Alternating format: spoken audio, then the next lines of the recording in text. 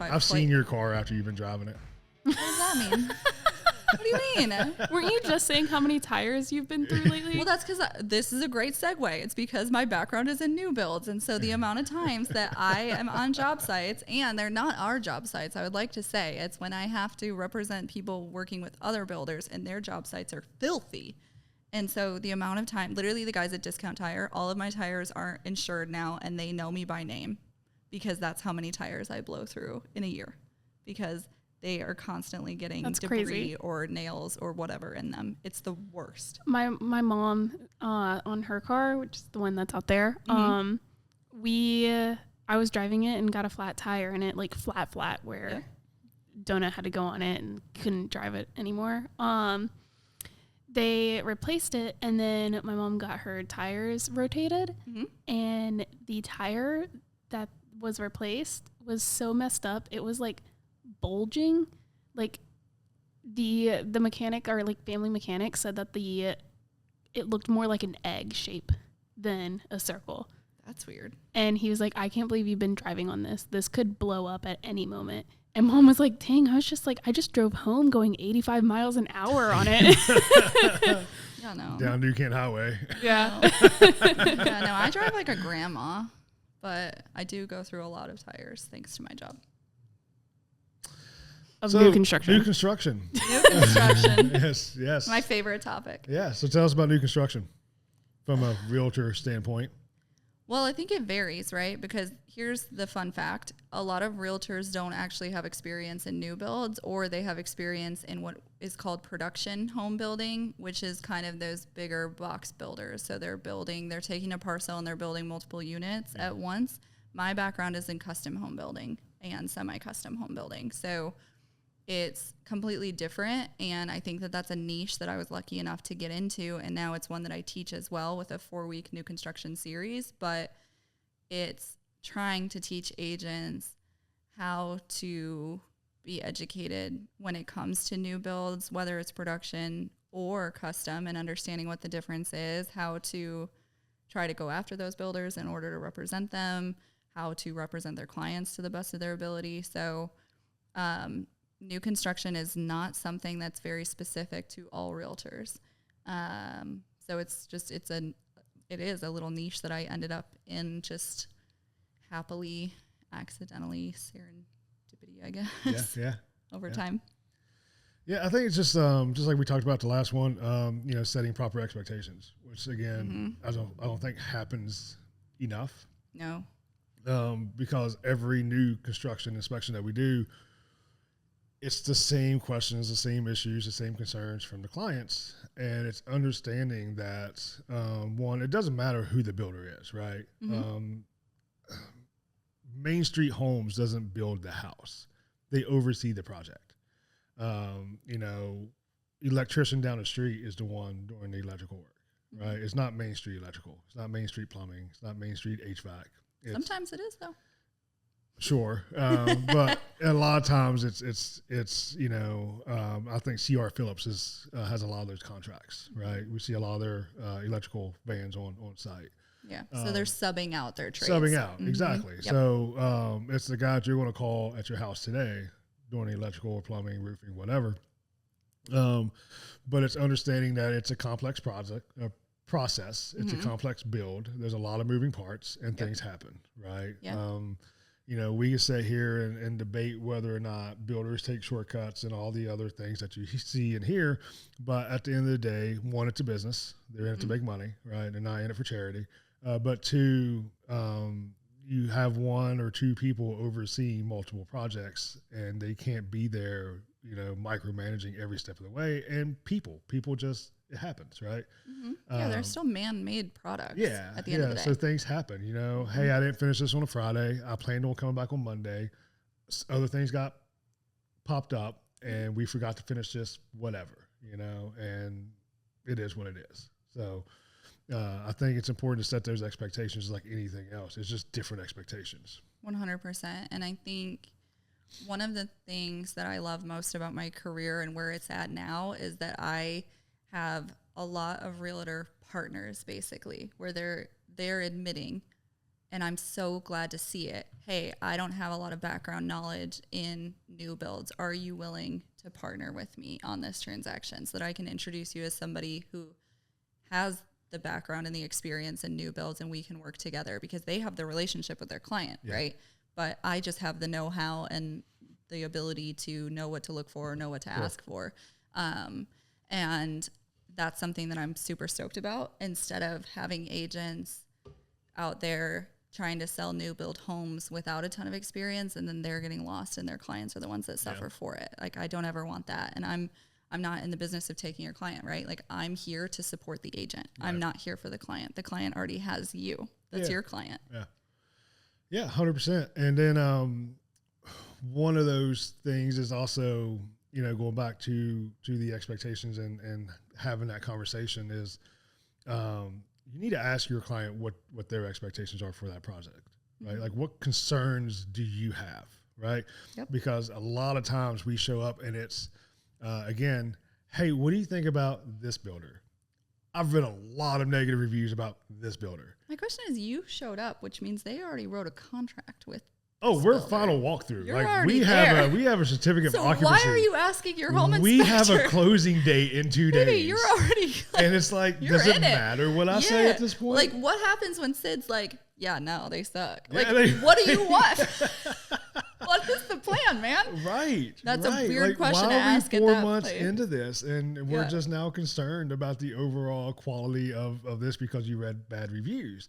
So again, in the very beginning, you know, and this isn't, you have to put your personal biases aside 100%. And go off facts, right? You know, because just like restaurants, you look up any restaurant, a 4-star rating for a restaurant is a good rating for a restaurant because there's so many factors. People leave bad reviews, blah, blah, blah.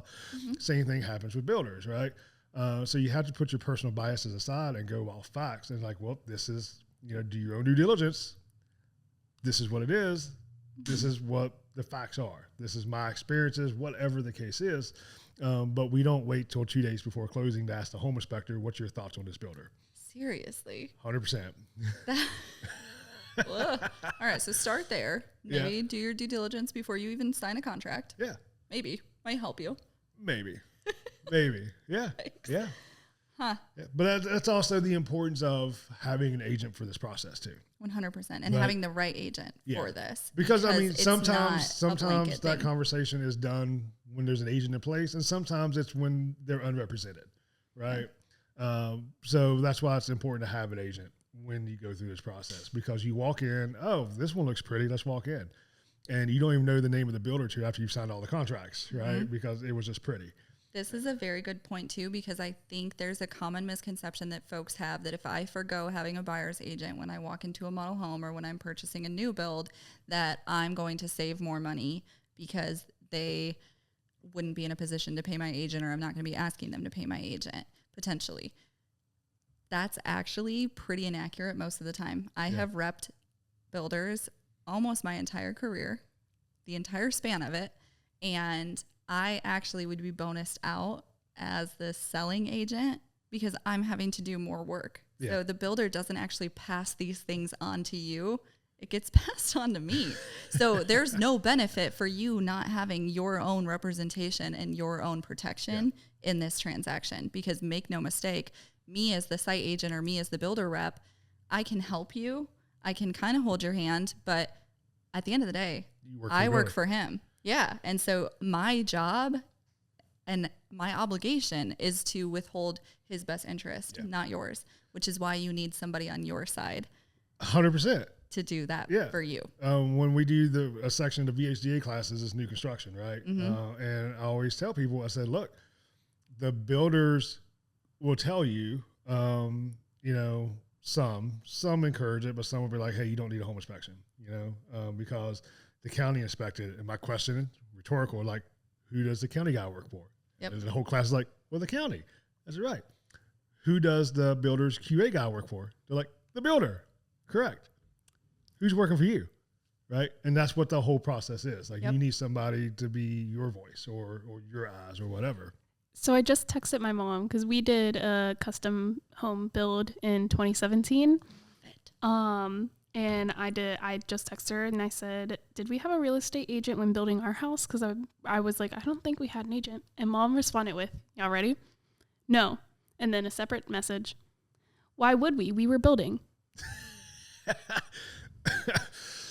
Great question, Mom. Go ahead and tune in. I'd love to teach you Can something. we get a live on-air caller? Yeah. Can you call your mom real quick? We should be able to do that. I haven't hooked it up yet. That is so funny. Why would I? Exactly. But this is the mentality, right? And I don't think that a lot of people know that you have a right to representation even in a new build transaction. You have a right to a home inspection even in a new build transaction. And I'm sorry, but if your builder is saying like, yeah, we don't allow third-party inspections or you don't need that, red flag, man. Red flag. Yeah, Like, we didn't get an inspection done. see? Yeah. Well, And like that is the norm. Like, but It is. I'm on a crusade. Mom of was like, we had a code inspection, and I'm like, you that's had different. multiple code inspections. That doesn't mean. I mean, I've what seen you think it means. mechanical inspections be passed, like signed off, ready to go, and the flue for the cast furnace isn't connected. It's just blowing carbon monoxide all over the place. Like, but they passed. Our house. So I was going to talk about this later, but since we're talking about it now, Oh, let's go.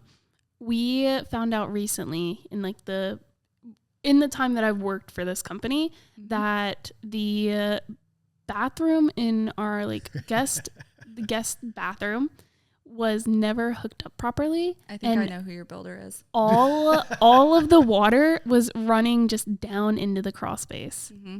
And yeah. You know what the bummer is about that? Now you're going to be in with the EPA. Yeah. We didn't know until recently. And we were like, thank God that no damage happened, but none. And that's bathroom. I mean, okay. It was never. So it wasn't just. It wasn't used just saying often. that wastewater is just draining right into your crawl. That's not what you're saying. I don't know. Okay. Because that did happen. That's what. Or That's just. Yeah. That's just what my mom said. Is that the water Yeah. from the bathroom was draining into the crawl space. So I don't know what water. Yeah. But water was. Hopefully and just sink water. That's what I'm thinking. That's what I'm hoping as well. Because there was no damage done to the crawl space, but it was a very not often used bathroom at all. Would you have found that in a home inspection, Sidney? yes, Absolutely. 100%. Because you run the water and then you go into the crawl space and it's like, So let this be a lesson to everybody who is listening to this.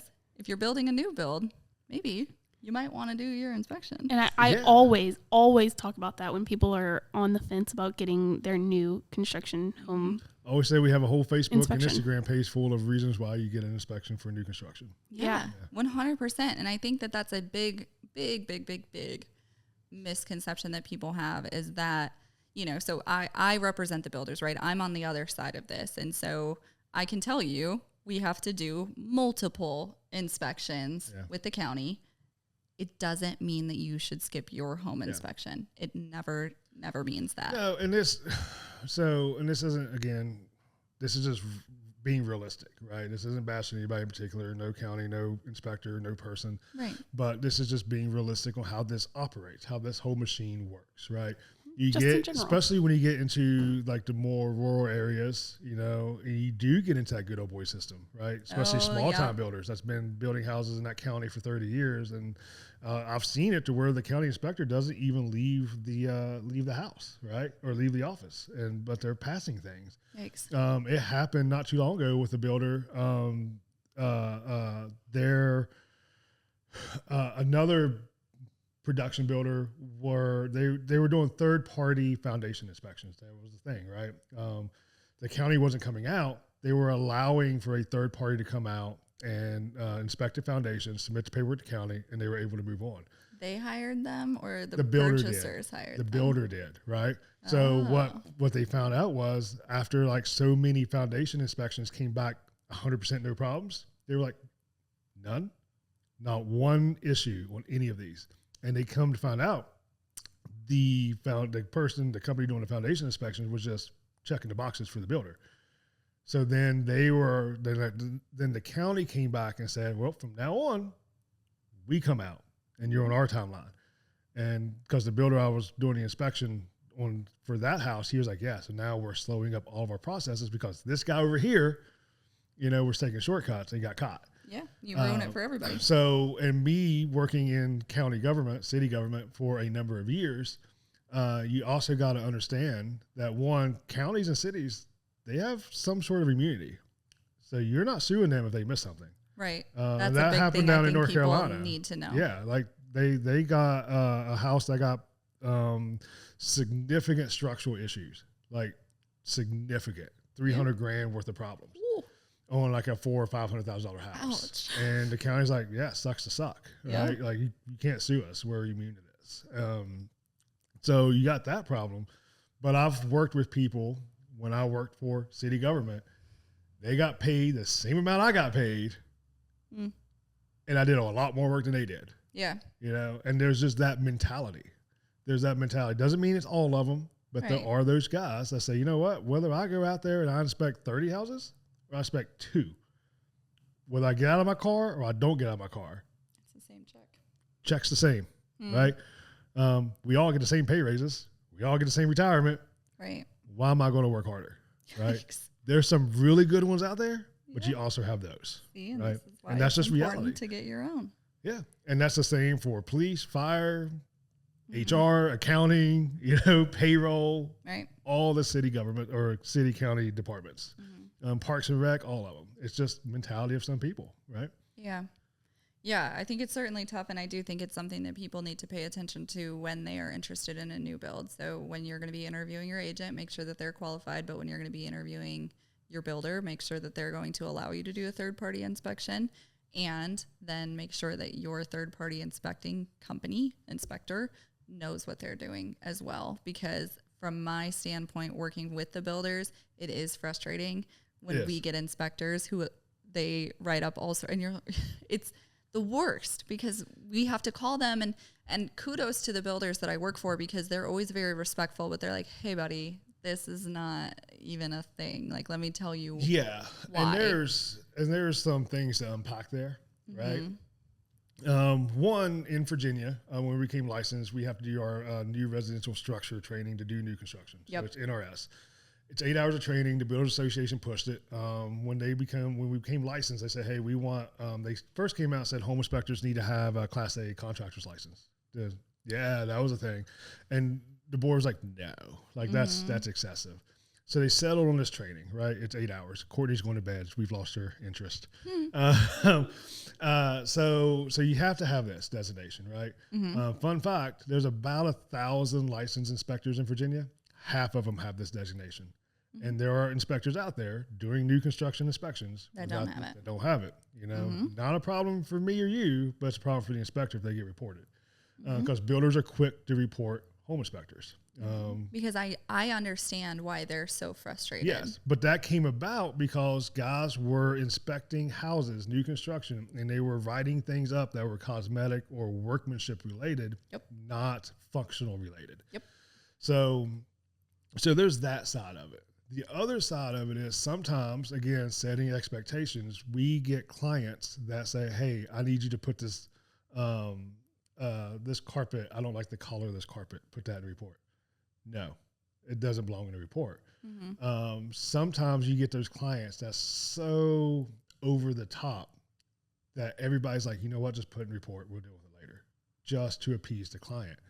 And this is where we talked about this earlier in our meeting, where Gordon had a client that just wanted a lot of stuff in the report. And he told them, like, hey, doesn't belong in there. They're not defects. And he actually talked to the project manager. Like, man, I'm just letting you. It was a pre-drywall. Pre-drywall, they go through and they mark with like the orange paint, all the areas that he says the client wanted all the orange paint stuff in the report, even though the builder already tagged it.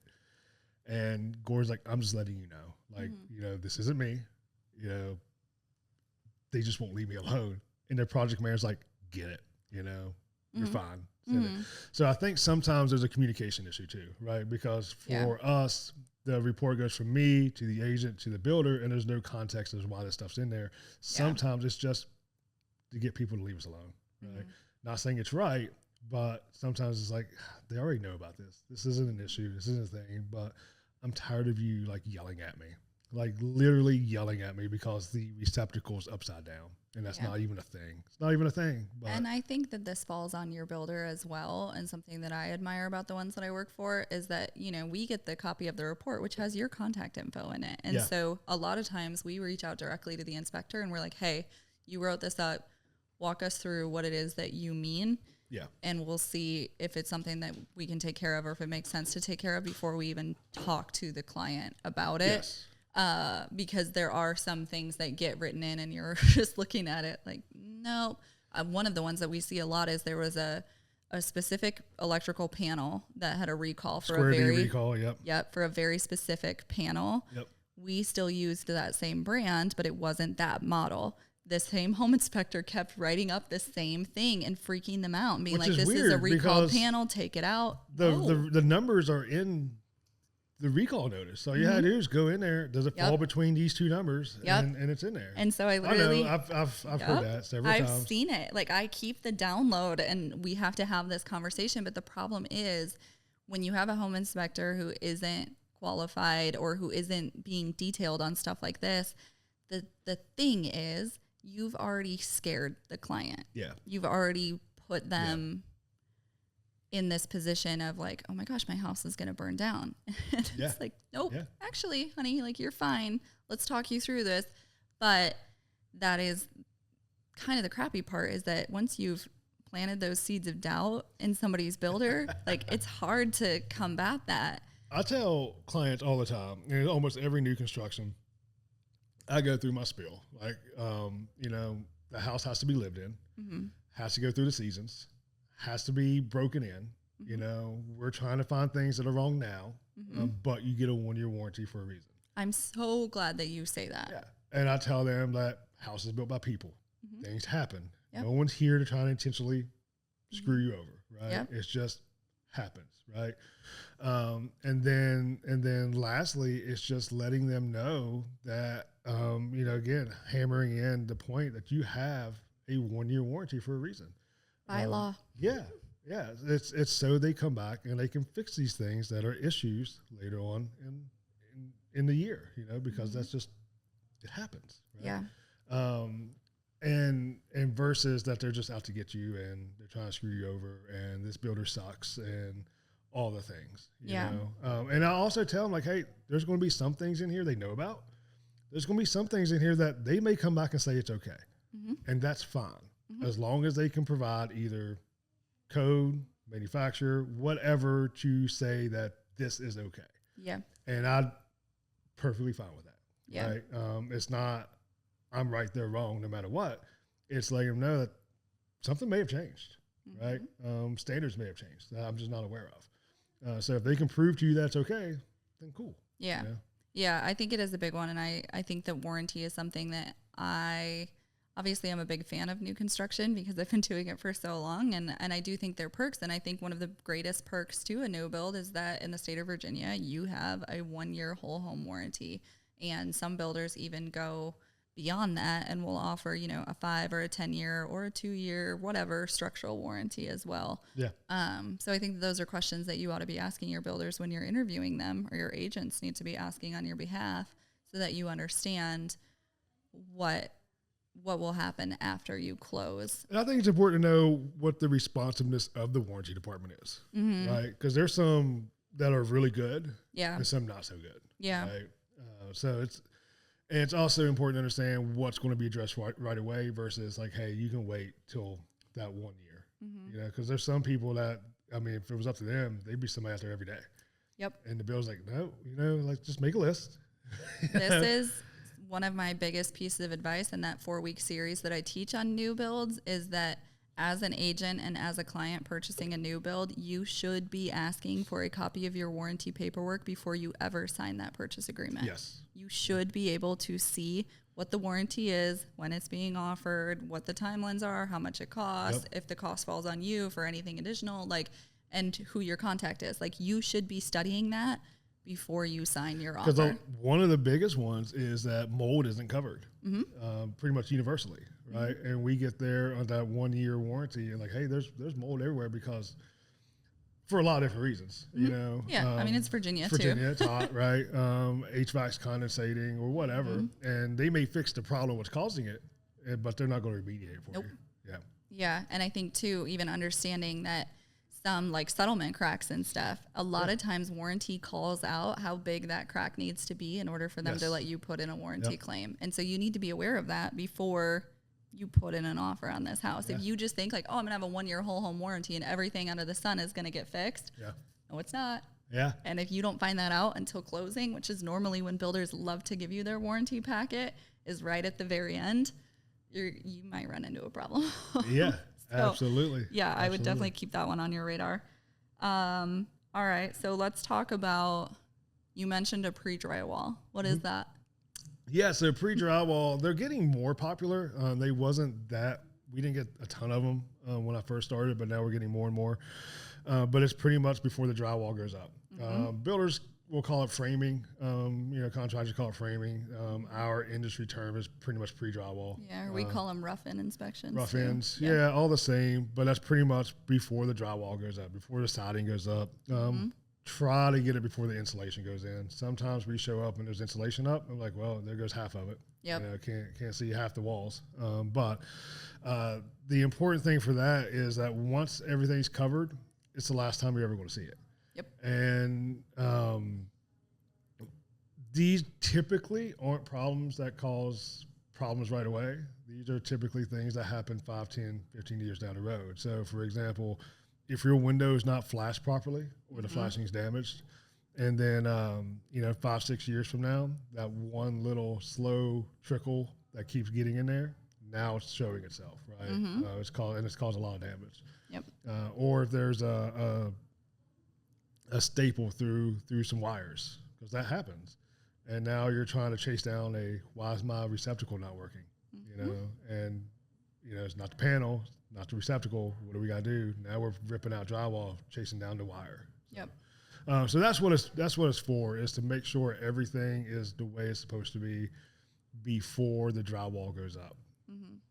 Yeah, and I actually love these in the sense that, number one, we have to do them on the build side anyway with the county, but I think it's the perfect opportunity to, like, for us and for the client process that I create with builders for them and for the client, it is that you need to be there for those walkthroughs because it's so much easier for us to make corrections prior to closing up walls. And so if somebody wanted to do a pre-drywall inspection, we'd be all for it. Like, great, because it sucks so much worse when we got to go back in and take stuff out. And the other thing that I wish people realized or the agents would coach their clients through is when you're doing these pre-drywall walkthroughs or inspections, take videos and photos of where your plumbing is, where your electrical is, because I cannot tell you how many times clients go to hang something on the wall and they drill right through something and then they're mad at you for not finding it, or they're mad at us, the builder, because they're like, why didn't it? And it's like, well, if you would have been properly prepared, then you would have known not to drill right on through here. That's right. Yeah, it's I said it's good to have because I said once it's covered up, like it's done. Yeah, you're done, right? And it's good that the builder encourages it, because a lot of times, whether it's pre-drywall, final walkthrough, whatever, some project managers are just very defensive. And to the point where it's like there's tensions, right? And it's like, man, they take it very personal, and I get it. There's some inspectors out there that make it that way, right? But a lot of times, like, man, this is just a third set of eyes, right? That's all this is. We're just making sure. I'm not saying you did this. I'm not saying you did it intentionally, but the plumber did cut through the floor joist, and that's not okay. Right? And it's not even really coming out of your pocket because the plumber did it. And, so, hey, fix it. Hey, you put the roof on wrong. You need to fix that. We paid for a good roof. So it's not, at least us, we don't come in there picking a fight. No. If you tell us it's fine, right? Cool. We're good. Right. We're just trying to make sure everything, just again, another set of eyes to make sure everything's the way it's supposed to be. And I do think that if your builder is very combative about the fact of doing a third-party inspection or doesn't even want to give you the right to do a third-party inspection, to me, that's a red flag. Yeah. For all of the builders that I've had the privilege of working with, they've all kind of taken the same approach of like, I think they do kind of, when I tell them that the inspection report is in, they're like, let me see it. Yeah. But, the reality is, and we tell clients, we're going to take a look at it. There's a high likelihood that a lot of these items are already on our final punch list. Yeah. And so, if it's already on our final punch, wonderful. If it's something that really does need to be addressed, then we can talk about adding it. Or if there's stuff that shows up that we really feel is not valid, we're going to talk with the home inspector and talk with you and explain why. Yeah. But for a builder to just have such an attitude about it is, to me, it is a red flag. I don't understand that. Yeah, I had one, and he did pre-drywall and final, and after pre-drywall, he was like, yeah, the builder says that anything you find they're not going to fix unless it's code, which for the record, we're not allowed to cite code. Yeah. We use best standards, practices, whatever, but we're not allowed to cite code because we get builders report that real quick. We cite code. Yeah. And then, so after the pre-drywall, I got the phone call like, yeah, they're fixing everything. But so there was just a lot of posturing up front. You can do this, but it's a waste of time. It's a waste of your money, and we're not going to fix anything. And quickly went to, yeah, we'll fix it all. So it's like, got humbled real quick. Okay. Yeah.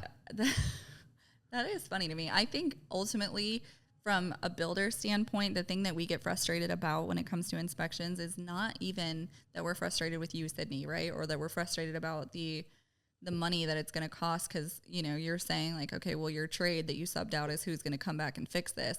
It's not that. It's the time. It's the 100%. delay because trying to get trades on site is already like pulling teeth and having to get them to come back out. You fix something that, because we get that too, like who are you to tell me this is wrong? Well, right. Because you're just especially because the trades then will give us an attitude when they're like, no, that's not true. It's like, oh my God, can you just fix it so we all can move on? Like, you said this is wrong. The whole world said this is wrong. The whole world says you're not allowed to do this. Yeah, right, just fix it, man. So I think that's part of the biggest issue there. And I think that this goes back to kind of the same thing that we always say is it's the preparation for what to expect in these transactions, whether it's a new build or a resale, but what are the delays that I should plan for or what could potentially happen? And that's why a lot of times, like, we do pre-drywall and then I'll get the question, well, how do we know it's fixed, right? Do you do a reinspection? Which reinspection costs money, right? So if you want to come out. That's a service we can do. Because literally the only product we provide is inspections, right? So we got to get paid for it. Like any kind of inspection, I'll do it. Yeah. But two, I don't want to say I discourage people from pre-drywall re-inspections, but I often tell them, like, it's hard because pre-drywall, like, they're ready to move to the next phase. They're ready to throw up siding. They're ready to start drywalling. They're ready to get to finished carpentry, right? And if they've passed their county inspections, they're not waiting for you, honey. They aren't. They aren't. Yeah. So I tell them, like, it's really hard between our schedule and what the builder wants to. Well, they'll wait for us. No, they will not. They won't. So I say I can't guarantee that I can get back out here and do a reinspection on pre-drywall because they are ready to go. Yeah, and they're even holding up the process. Even if you had the time in your schedule to come out, it doesn't mean that those trades have come back out to make the correction. Correct. So my typical answer for that is like have them take pictures and send it. Yep, like, that's normally what we will do. Yeah, and I haven't had a builder yet say no to that. I get inbox full of pictures. Like, does this look okay? Yeah, from the picture, it looks great. But yeah, so final walkthrough, there's some flexibility there. Because it used to be, and some builders still do. It used to be they would do inspection 2 days before closing, but now we're getting a lot of requests 1 to 2 weeks prior to closing, so they have time to fix anything beforehand. Yep. But pre-drywall is not like that. Like no, drywall is getting dropped off today. Yeah. We're moving tomorrow. That is a question that I think you should be asking your builder is when am I permitted to actually have access to do the inspection? Because you're exactly right. For us, I know that it is a low likelihood that we're going to let you do it very close to the closing.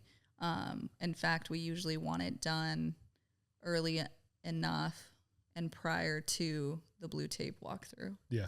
Because then we have time to correct any issues, because our goal is as little blue tape as possible.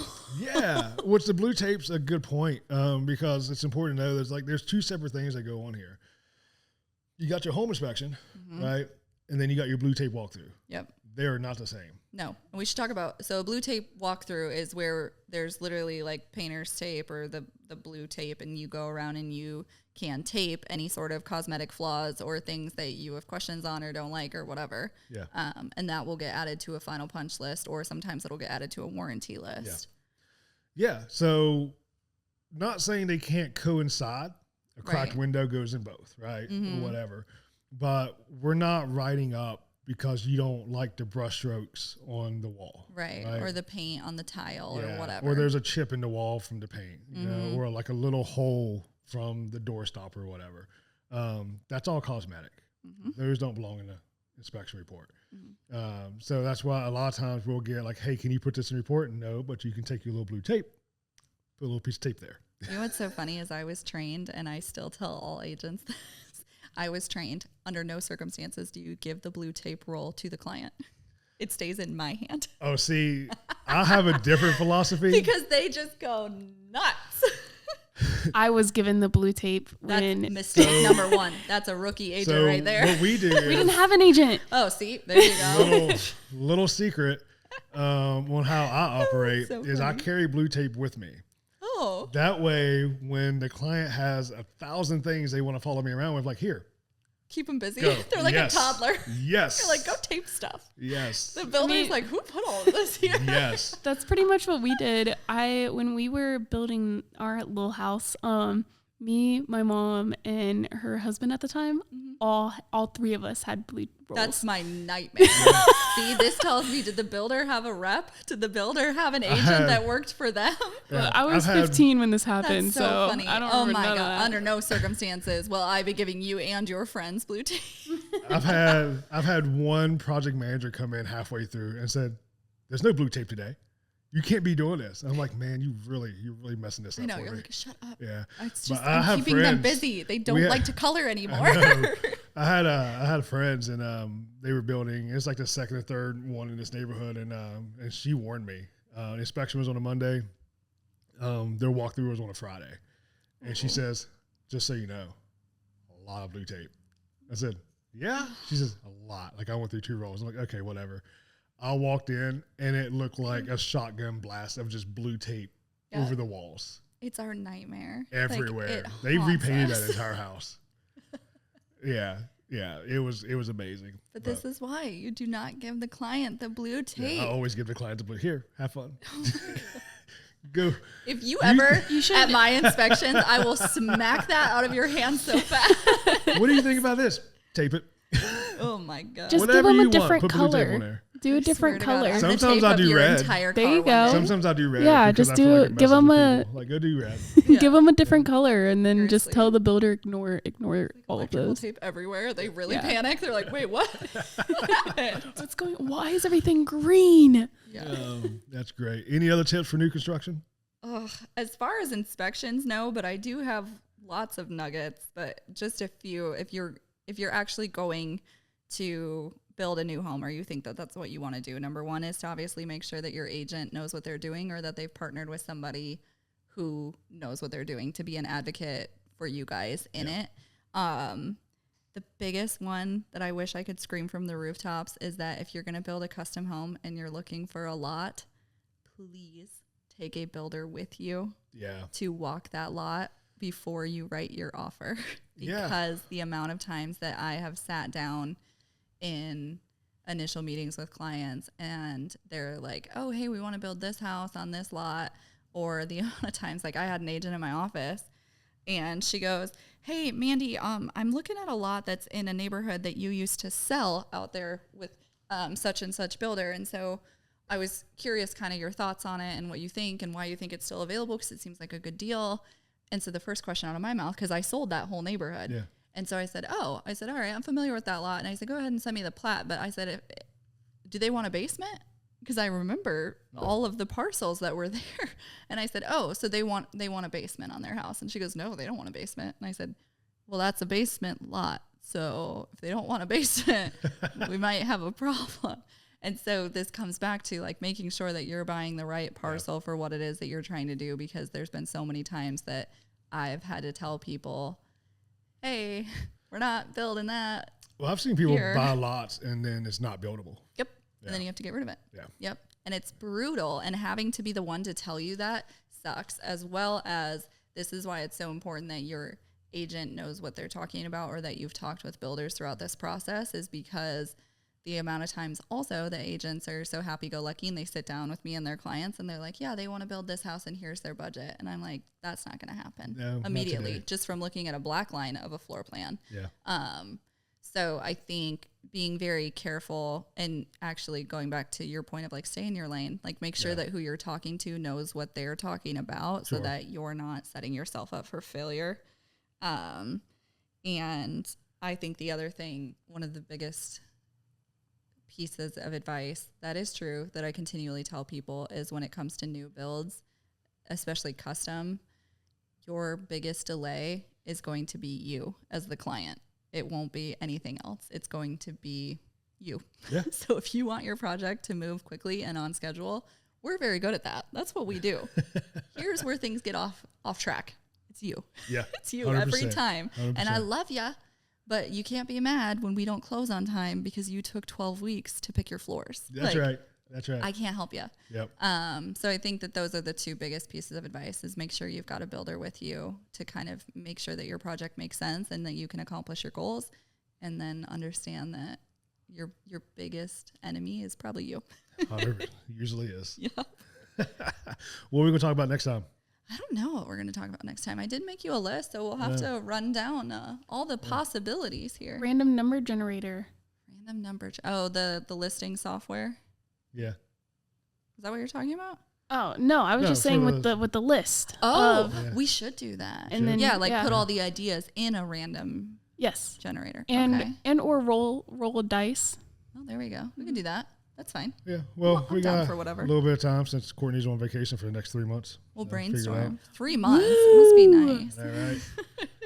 I'm the only one in this entire crew not going on vacation. You've Let it been be on known. like 4 vacations in the last 3 months. You just came back from a vacation. That was not a vacation. Let's be very clear about what that was. Poll question: if you're on a boat, is it a vacation? No. Was it a fancy boat? Yeah. Okay, that's a vacation. Poll question. But to be like, if you're like on a rowboat, maybe not. Yeah. No. Or like a tugboat. Like my mom used to have to work on a tugboat for my grandpa. But like, Where? I don't When? I don't know, back in the day when tugboats were all the rage. I want a t-shirt that says that. Till next time. Till next time.